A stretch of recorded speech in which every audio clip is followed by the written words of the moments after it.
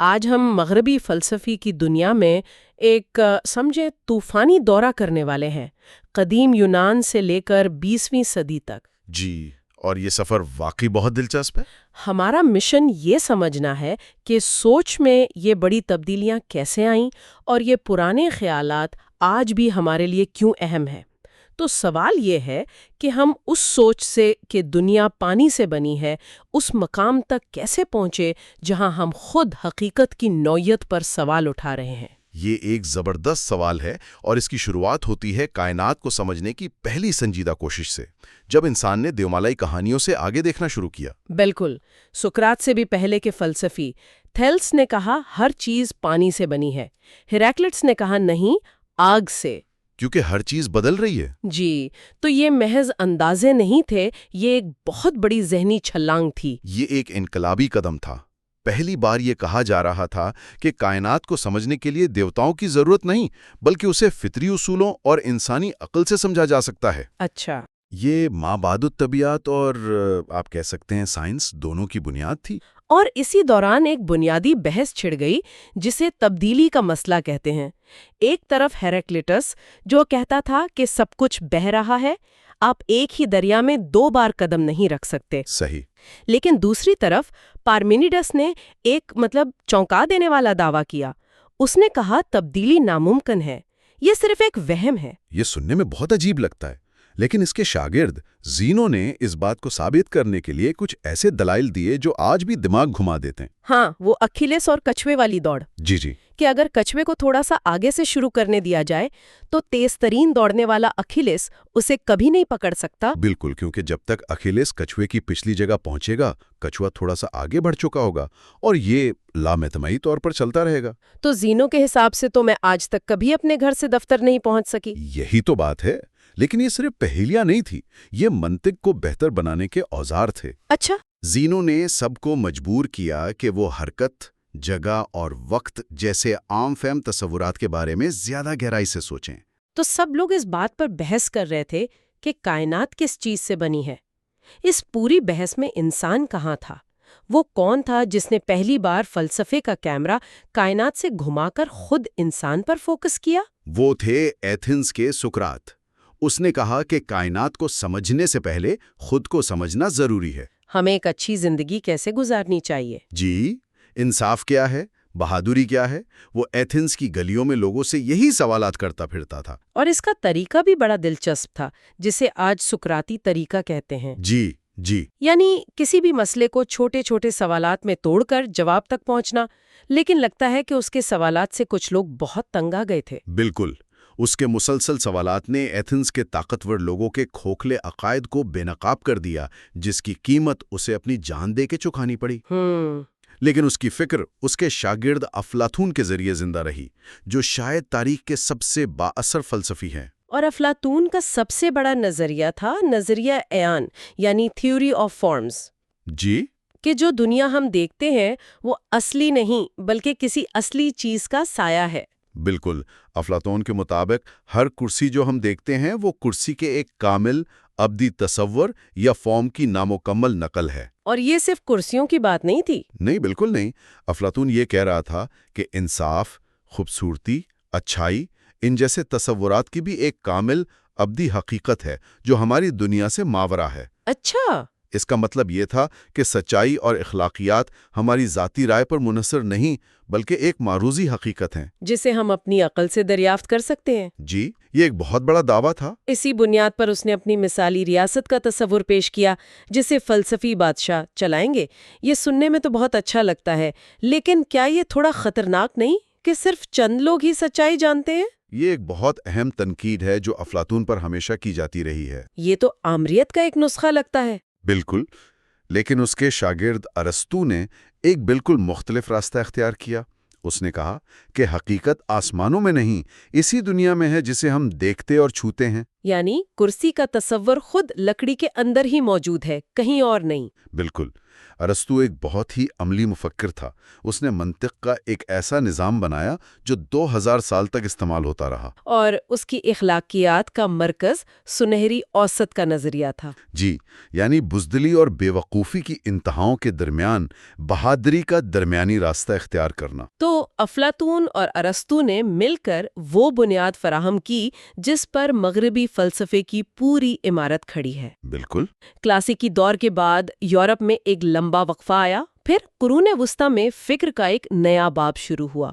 اور اس دور کا مرکزی منصوبہ کچھ اور تھا: یونانی فلسفے کو مذہبی عقائد سے ہم آہنگ کرنا. جی، اور اس کوشش سے جو طریقہ کار پیدا ہوا اسے اسکولسٹسزم کہتے ہیں. یہ ایک بہت ہی منظم طریقہ تھا، کسی بھی موضوع پر گہرائی سے مطالعہ کرنا، ان میں تضادات تلاش کرنا اور پھر منطق کے ذریعے انہیں حل کرنا. اس پر اکثر یہ طنز کیا جاتا ہے کہ یہ لوگ ایسی بحثوں میں الجھے رہتے تھے کہ سوئی کی نوک پر کتنے فرشتے ناچ سکتے ہیں. یہ تنقید کسی حد تک درست ہے، لیکن اس نے فکری سختی اور منطقی استدلال کو بہت فروغ دیا. سینٹ تھامس ایکوینس نے ارسطو کی منطق استعمال کر کے خدا کے وجود کے لیے عقلی دلائل پیش کیے. اچھا. اور ولیم آف اوکھم نے اوکھم کا استراق کا مشہور اصول دیا کہ جب کسی چیز کی بہت سی وضاحتیں ممکن ہوں تو سب سے سادہ وضاحت ہی بہترین ہوتی ہے. بالکل. اور یہ بھی نہیں بھولنا چاہیے کہ اس دور میں مسلم فلسفیوں نے بھی بہت اہم کردار ادا کیا.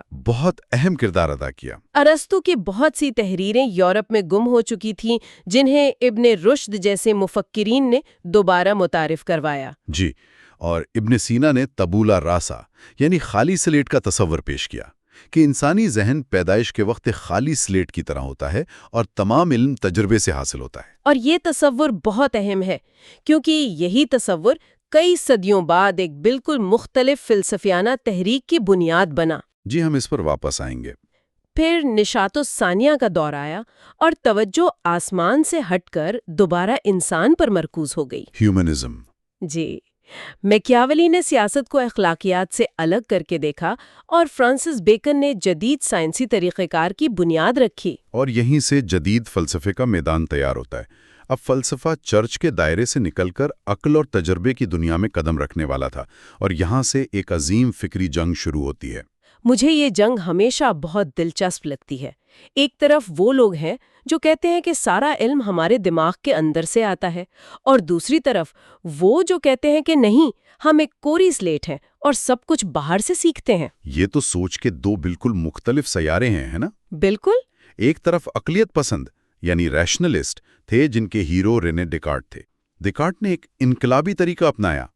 اس نے ہر اس چیز پر شک کیا جس پر شک کیا جا سکتا تھا، یہاں تک کہ اپنے حواس پر بھی. وہ ایک ایسی اٹل سچائی کی تلاش میں تھا جس پر کوئی شک نہ کر سکے. اور وہ اس نتیجے پر پہنچا. میں سوچتا ہوں اس لیے میں ہوں. کوجیتو ایرگو سم. جی، یہ واحد چیز تھی جس کا اسے یقین تھا، اور اسی ایک نقطے سے اس نے خدا اور باقی دنیا کے وجود کو ثابت کرنے کی کوشش کی. اور اس نے ذہن اور جسم کو دو بالکل الگ الگ چیزیں قرار دیا، ہے نا؟ جی، جس نے صدیوں تک فلسفے کو ذہن جسم کے مسئلے میں الجھائے رکھا. لیکن یہ تو ایک بہت ہی تنہا قسم کی شروعات ہے کہ آپ صرف اپنے ذہن کے وجود پر یقین کر سکتے ہیں. بالکل. یہیں سے شاید تجربیت پسندوں ایمپیریسسٹس کو حملہ کرنے کا موقع ملا کہ نہیں، علم کی شروعات اندر سے نہیں، باہر کی دنیا سے ہوتی ہے. آپ نے بالکل صحیح پکڑا. دوسری طرف برطانوی تجربیت پسند تھے جن میں جان لاک سب سے نمایاں تھے. انہوں نے ابن سینا کے خالی سلیٹ والے نظریے کو اپنایا اور کہا کہ ہمارے تمام خیالات اور تصورات ہمارے حسی تجربات سے آتے ہیں، کوئی بھی خیال پیدائشی نہیں ہوتا. صحیح. تو یہ بحث علم کے ماخذ پر تھی، عقل یا تجربہ. لیکن تجربیت پسندی کو اس کے منطقی انجام تک ڈیوڈ ہیوم نے پہنچایا، جو ایک انتہائی شکی فلسفی تھا. ہیوم نے کہا کہ اگر تمام علم تجربے سے آتا ہے تو ہم بہت سی ایسی چیزوں پر یقین نہیں کر سکتے جنہیں ہم یقینی سمجھتے ہیں. مثلاً ہم یہ تو دیکھتے ہیں کہ ایک بلیئرڈ بال دوسرے کو ٹکر مارتی اور دوسرا ہلتا ہے، لیکن ہم سبب اور نتیجے کے رشتے کو براہ راست نہیں دیکھ سکتے. اچھا. ہم صرف واقعات کا ایک تسلسل دیکھتے ہیں. بالکل. اس نے کہا کہ ہم منطقی طور پر یہ بھی ثابت نہیں کر سکتے کہ کل سورج طلوع ہوگا. یہ تو بہت پریشان کن بات ہے. اس نے تو گویا سائنس کی بنیادوں پر ہی سوال اٹھا دیا. جی، اور کہا جاتا ہے کہ ہیوم کو پڑھ کر ہی جرمن فلسفر ایمانوئل کانٹ اپنی فکری نیند سے بیدار ہوئے. تو کانٹ نے اس عظیم بحث کو ختم کرنے کے لیے ایک مصالحت پیش کی. ایک شاندار مصالحت. اس نے کہا کہ عقلیت پسند اور تجربیت پسند دونوں آدھے سچ تھے. علم حاصل کرنے کے لیے ہمیں حواس یعنی تجربہ اور عقل دونوں کی ضرورت ہے. تو ہمارے حواس ہمیں خام مواد فراہم کرتے ہیں اور ہماری عقل اس مواد کو منظم کر کے قابل فہم بناتی ہے. لیکن اس نے ایک بہت گہرے بات بھی کہی جس نے سب کچھ بدل دیا. اس نے کہا کہ ہم دنیا کو ویسا نہیں جان سکتے جیسی وہ اصل میں ہے، بلکہ صرف ویسا جان سکتے ہیں جیسی وہ ہمارے ذہن کو نظر آتی ہے. بالکل. اسے ایسے سمجھیں کہ ہم سب پیدائشی طور پر ایک گلابی رنگ کا چشمہ پہنے ہوئے ہیں جسے ہم کبھی نہیں اتار سکتے. اور ہم دنیا کی ہر چیز کو اس گلابی چشمے کے ذریعے ہی دیکھ سکتے ہیں. جی، کانٹ کہتا ہے کہ وقت اور جگہ جیسے تصورات ہمارے ذہنی چشمے کا حصہ ہے. تو ہم یہ تو جان سکتے ہیں کہ دنیا اس چشمے سے کیسی دکھتی ہے، یعنی فینومینون. بالکل. لیکن ہم یہ کبھی نہیں جان سکتے کہ دنیا اس چشمے کے بغیر اصل میں کیسی ہے، یعنی نومینون. واہ! تو اس نے ایک طرح سے انسانی علم کی حدود متعین کر دیں، اور اخلاقیات میں بھی اس کا نظریہ بہت مشہور ہے، کیٹیگوریکل امپیریٹیو. جی، اس کا سادہ مطلب یہ ہے کہ کوئی بھی کام کرنے سے پہلے خود سے پوچھو، کیا میں یہ چاہوں گا کہ ہر کوئی ہر حال میں یہی کام کرے؟ اگر جواب ہاں ہے تو وہ کام اخلاقی طور پر درست ہے. بالکل. یہ اخلاقیات کو ذاتی پسند ناپسند یا نتائج سے نکال کر ایک عالمگیر عقلی اصول پر قائم کرنے کی کوشش تھی. کانٹ کے بعد فلسفہ ہمیشہ کے لیے بدل گیا. 19ویں صدی میں آ کر لگتا ہے کہ فلسفے کا شرازہ بکھر گیا. ایک طرف ہیگل جیسے جرمنی فلسفی تھے جو تاریخ اور معاشرے کے بڑے بڑے جامع نظام بنا رہے تھے، اور دوسری طرف کچھ باغی مفکر کھڑے ہو گئے. جی، آپ نے بہت خوبصورتی سے خلاصہ کیا. ہیگل جیسے فلسفیوں کا خیال تھا کہ تاریخ ایک منطقی عمل کے تحت آگے بڑھ رہی ہے. لیکن اسی دوران دو ایسے مفکر آئے جنہوں نے کہا، ایک منٹ رکو، اس بڑے نظام میں فرد کہاں ہے؟ میری ذاتی تکلیف، میری آزادی، میرا اضطراب کہاں ہے؟ بالکل. یہ تھے سورین کیرکیگارڈ اور فریڈرک نیچے. کیرکیگارڈ نے انفرادی انتخاب اور ایمان کی چھلانگ پر زور دیا، جسے وجودیت کا آغاز سمجھا جاتا ہے. جی. اور نیچے نے تو روایتی اخلاقیات اور مذہب پر ہتھوڑا ہی چلا دیا. اس کا مشہور اعلان تھا، خدا مر گیا ہے، جس کا مطلب تھا کہ مذہب اب مغربی تہذیب کے لیے اخلاقیات کی بنیاد فراہم نہیں کر سکتا. نیچے کا خیال تھا کہ انسان کو اپنی اقدار خود تخلیق کرنی ہوں گی. یہ بڑے نظاموں کے خلاف فرد کی بغاوت کا دور تھا. صحیح کہا. اور پھر 20ویں صدی آتی ہے جہاں فلسفہ دو بڑی تقریباً مخالف سمتوں میں تقسیم ہو جاتا ہے. تجزیاتی یعنی انالیٹک اور برازمی یعنی کانٹیننٹل فلسفہ. جی، یہ ایک بہت بڑی تقسیم ہے. تجزیاتی فلسفہ جو زیادہ تر برطانیہ اور امریکہ میں پروان چڑھا، اس کی توجہ منطق، زبان اور سائنس پر تھی. بالکل. اس کے بانیوں میں برٹرنڈ رسل اور لڈوگ وٹنسٹائن جیسے نام شامل ہیں. جی. ان کا ماننا تھا کہ فلسفے کے زیادہ تر مسائل زبان کے غلط استعمال سے پیدا ہوتے ہیں. وٹکنسٹائن تو ایک عجیب کردار تھا. اس نے اپنی پہلی کتاب لکھنے کے بعد سوچا کہ اس نے فلسفے کے تمام مسائل حل کر دیے ہیں، اور وہ جا کر ایک گاؤں میں اسکول ٹیچر بن گیا. جی، لیکن بعد میں اسے احساس ہوا کہ وہ غلط تھا، اور وہ واپس آ کر اس نے بالکل مختلف نظریات پیش کیے. اچھا. اس کے برعکس بر اعظمی فلسفہ جو یورپ میں مقبول ہوا، وہ انسانی تجربے، تاریخ، معاشرے اور طاقت کے ڈھانچوں جیسے بڑے سوالات سے نمٹتا رہا. اور اس میں وجودیت، ایگزسٹینشلزم جیسی تحریکیں شامل تھیں، جس کے سب سے بڑے نمائندے ژان پال سارتر تھے. جی، سارتر. سارتر کا مشہور نظریہ وجود جوہر پر مقدم ہے، یعنی انسان کی کوئی طے شدہ فطرت نہیں ہوتی، وہ اپنے اعمال کے ذریعے خود کو بناتا ہے. دونوں مکاتب فکر میں بنیادی فرق ان کے طریقہ کار کا ہے. اگر آپ ان سے پوچھیں سچائی کیا ہے، تو تجزیاتی فلسفر شاید سچائی لفظ کے منطقی استعمال کا تجزیہ کرے گا، جبکہ بر اعظمی فلسفہ یہ پوچھے گا کہ تاریخ کے مختلف ادوار میں سچائی کو کیسے سمجھا گیا اور طاقت کے مراکز سچائی کو کیسے کنٹرول کرتے ہیں. بالکل. وہ مختلف سوالات پوچھ رہے ہیں اور مختلف اوزار استعمال کر رہے ہیں. تو اس سب کا کیا مطلب ہے؟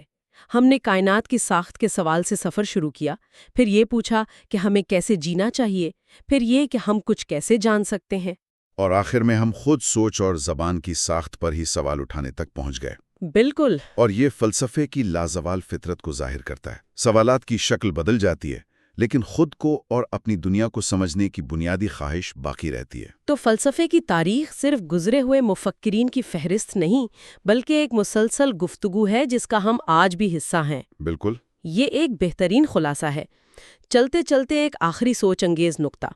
20ویں صدی کے فلسفی مارٹن ہائیڈگر کا خیال تھا کہ شاید ہم فلسفے کے اختتام پر پہنچ چکے ہیں، جی، کہ تمام ممکنہ نظریات آزمائے جا چکے ہیں۔ تو سننے والوں کے لیے آخری سوال یہ ہو سکتا ہے، کیا یہ سچ ہے؟